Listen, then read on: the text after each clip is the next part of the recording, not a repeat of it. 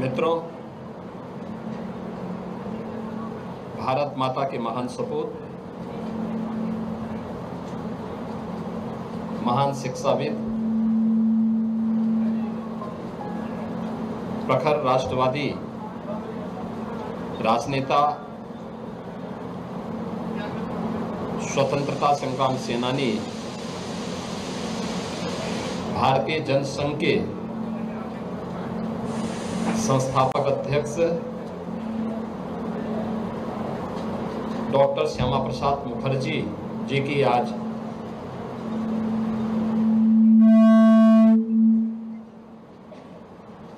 125वीं पावन जयंती है। इस अवसर पर डॉक्टर श्यामा प्रसाद मुखर्जी जी के पावन स्मृतियों को नमन करते हुए उत्तर प्रदेश सरकार और प्रदेशवासियों की ओर से मैं उनके श्री चरणों में विनम्र श्रद्धांजलि अर्पित करता हूं। डॉक्टर श्यामा प्रसाद मुखर्जी 6 जुलाई 1901 को उनका जन्म होता है। मात्र 33 वर्ष की उम्र में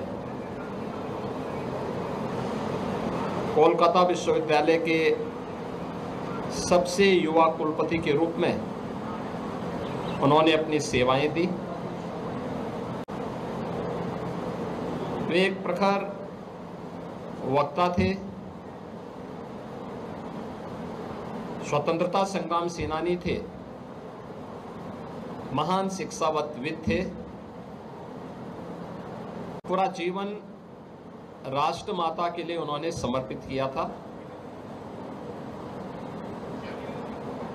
बंगाल के अकाल के दौरान उनकी सेवाएं पूरा देश स्मरण करता है। उनका जीवन भारत की एकता और अखंडता के लिए समर्पित रहा। आजादी के बाद पंडित नेहरू के नेतृत्व में बनी पहली सरकार में भारत के खाद्य और उद्योग मंत्री के रूप में उन्होंने भारत के अंदर खाद्य की आत्मनिर्भरता और देश के औद्योगिकीकरण की जो नींव रखी थी, वह नए भारत में भी स्पष्ट देखने को मिलती है। नेहरू सरकार के तुष्टीकरण की नीति के विरोध में उन्होंने मंत्रिमंडल से इस्तीफा दिया। भारतीय जनसंघ का गठन करने और उसके पहले अध्यक्ष होने के साथ ही जब भारत के संविधान में नेहरू सरकार ने कश्मीर को 370 धारा के माध्यम से अलग स्टेटस देने का प्रयास किया और परमिट सिस्टम जम्मू कश्मीर के लिए लागू किया, उसके खिलाफ सबसे पहले कोई आवाज उठी थी तो आवाज थी डॉक्टर श्यामा प्रसाद मुखर्जी जी की। उन्होंने उस समय एक नारा दिया था, एक देश में 2 प्रधान, 2 विधान और 2 निशान नहीं चलेंगे। डॉक्टर श्यामा प्रसाद मुखर्जी जी के इन सपनों को साकार किया है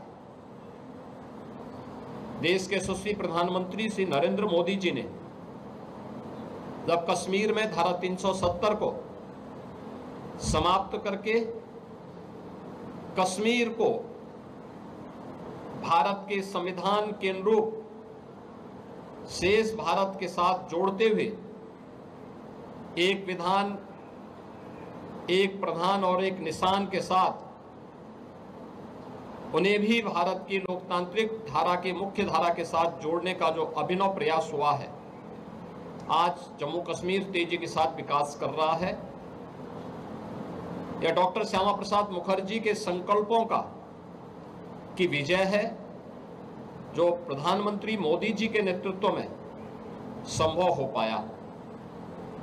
देश के अंदर अगर आज प्रधानमंत्री मोदी जी के नेतृत्व में भारत दुनिया के अंदर इन्वेस्टमेंट के बेहतरीन डेस्टिनेशन के रूप में स्थापित हुआ है, औद्योगिकीकरण की इस नींव को आजाद भारत में डॉक्टर श्यामा प्रसाद मुखर्जी जी ने प्रारंभ किया था और आज उसका एक बहुत बृहद स्वरूप देश के अंदर हमें देखने को मिल रहा है। देश की खाद्यान्न नीति कैसे होनी चाहिए और खाद्यान्न आत्मनिर्भरता के लक्ष्य को कैसे प्राप्त किया जा सकता है, यह भी आज हम सबको देखने को मिलता है कि जब दुनिया के अंदर इस सदी की सबसे बड़ी महामारी के दौरान पूरी दुनिया पस्त थी कोविड-19 के सामने, तब भारत अपने यहाँ 80 करोड़ लोगों को फ्री में राशन की सुविधा का लाभ प्रदान कर रही थी। यह सुविधा आज भी देशवासियों को प्रधानमंत्री मोदी जी की ओर से दिया जाने वाला एक उपहार है।